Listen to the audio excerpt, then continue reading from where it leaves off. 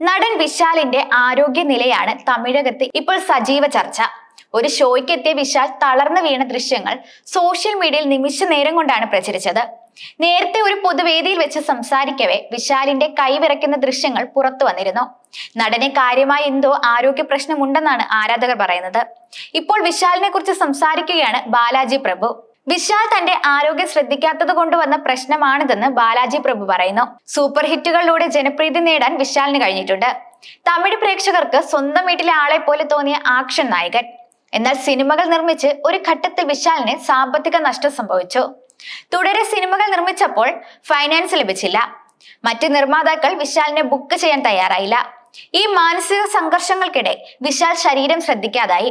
നേരത്തിന് ഭക്ഷണം കഴിക്കില്ല, ഒരുപാട് സമയം ഉറങ്ങും, ടെൻഷനും ഡിപ്രഷനുമായി. വിശാൽ വല്ലാതെ ഉറങ്ങുന്നതിന് മറ്റൊരു കാരണവും പറയുന്നുണ്ട്.